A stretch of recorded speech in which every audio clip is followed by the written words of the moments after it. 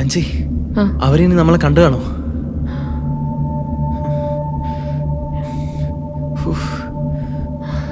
അവരിനി വല്ലതും നമ്മളെ ഫോളോ ചെയ്ത് വരുന്നുണ്ടോ എന്തോ? എനിക്ക് പേടിയാവുന്നു.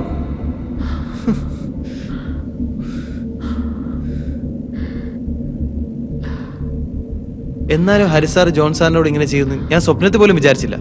അവരെന്ത് കൂട്ടായിരുന്നു. ഭയങ്കര ക്രൂവൽറ്റി ആയിപ്പോയി. ഹരിക്ക് ബന്ധങ്ങളൊന്നുമില്ല സിബി.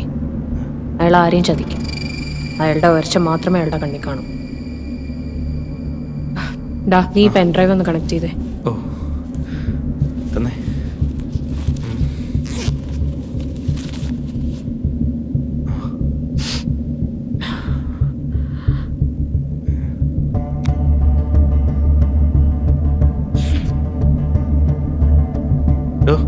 Document password 053452.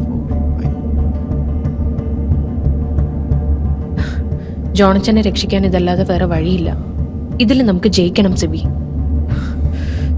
ജോണിന് വേണ്ടി, ഞങ്ങളുടെ കുഞ്ഞിന് വേണ്ടി. അല്ലെങ്കിൽ ആ ഹരി ജയിക്കും. ഹരി ജയിച്ച ഈ പ്ലാന്റ് അയാൾ എന്നേക്കുമായി അടച്ചുപൂട്ടും.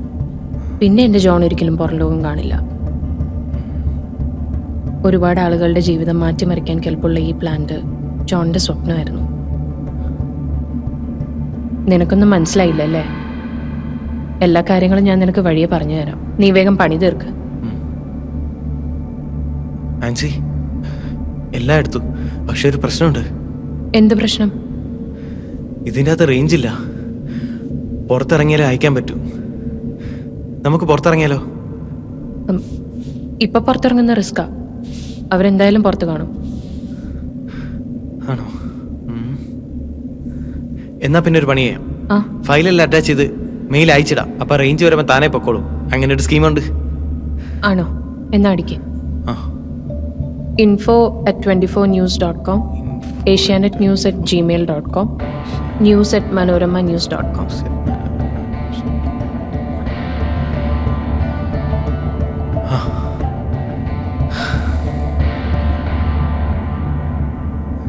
ഞാൻ വിചാരിക്കുന്ന പോലെ കാര്യങ്ങൾ പോയാ ഹരി എന്നേക്കുമായി അകത്താവും. ആൻസി, ഇത് പിന്നെയും പ്രശ്നത്തിലേക്ക് പോവും. ഇങ്ങനെ നിന്നെ പോലുള്ള പിള്ളേർ പോലും ചിന്തിക്കുന്നുണ്ടാ ഈ നാട് ഒരു കാലത്തും നന്നാവാത്തത്. എടാ, നീ എത്ര രൂപയ്ക്കാ നിന്റെ ബൈക്കിൽ പെട്രോൾ അടിക്കുന്നേ? ഡെയിലി വായി തോന്നുന്ന പോലെ കൂടുന്നോണ്ട് ഉറപ്പിച്ച് പറയാൻ പാടാ.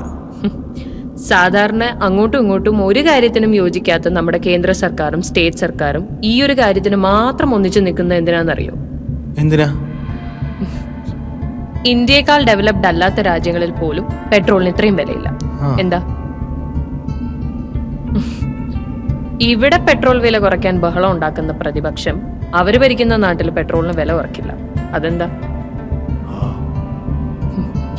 എടാ, ഏകദേശം 70% ഇന്ത്യയിൽ പെട്രോൾ അടിക്കുന്ന നമ്മളെ പോലുള്ള ആളുകൾ കൊടുക്കുന്ന ടാക്സ്.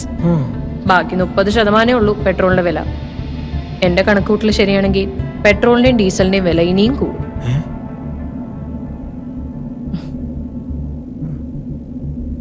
ഇനി എന്നാ അവർ ഇതിന്റെയൊക്കെ വില കുറയ്ക്കുന്നതെന്നറിയോ? അടുത്ത ഇലക്ഷൻ വരുമ്പോ, അല്ലെങ്കിൽ അവർക്ക് ഗുണമുള്ള എന്തെങ്കിലും കാര്യം വരുമ്പോ.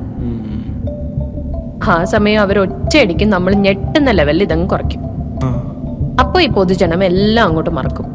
പിന്നെ അവർക്ക് വോട്ട് ചെയ്യും. അവര് പിന്നെയും നമ്മളെ പറ്റിക്കും.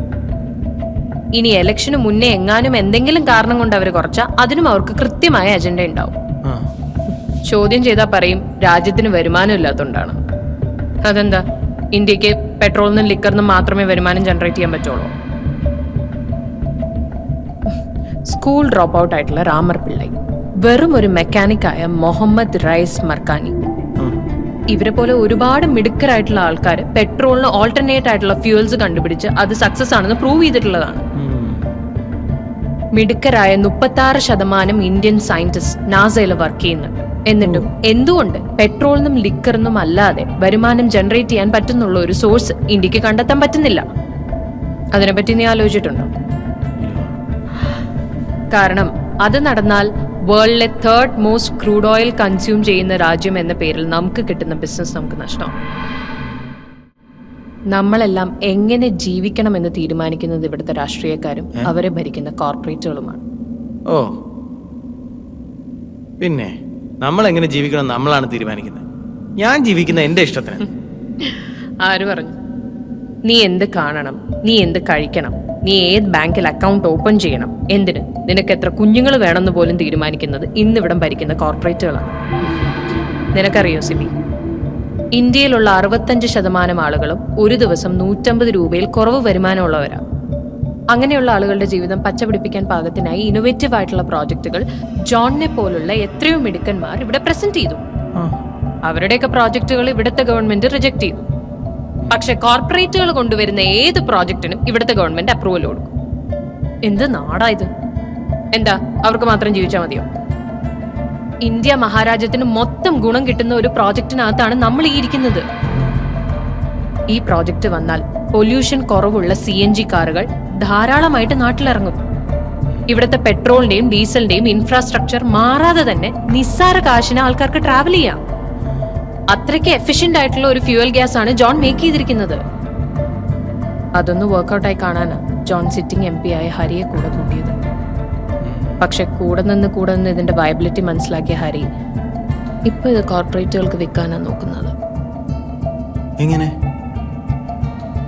എലക്ഷൻ എടുക്കുമ്പോൾ ഗവൺമെന്റ് ഇന്ധന വില നന്നായിട്ട് കുറയ്ക്കും. അപ്പോ ജനമെല്ലാം മറന്ന് അവരുടെ കൂടെ നിൽക്കും. അതിന്റെ കൂടെ ഇതുപോലൊരു പ്രോജക്റ്റും കൂടി അനൗൺസ് ചെയ്ത് കഴിഞ്ഞാൽ പിന്നെ 5 വർഷം അവരുടെ കയ്യിൽ സേഫാ. പക്ഷെ ചുക്കാൻ എപ്പോഴും കോർപ്പറേറ്റുകളുടെ കയ്യിൽ തന്നെയായിരിക്കും.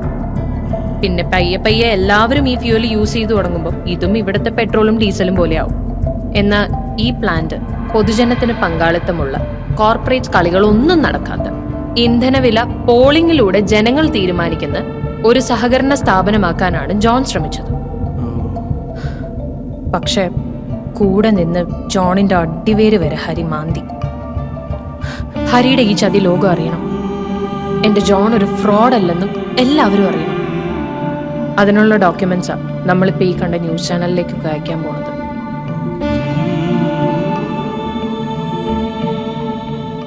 എന്നാ ഇറങ്ങിയാലോ? അവര് നമ്മുടെ പിന്നാലെ ഉണ്ട് സിബി. ഇച്ചിരിയും കൂടെ കഴിയട്ടെ.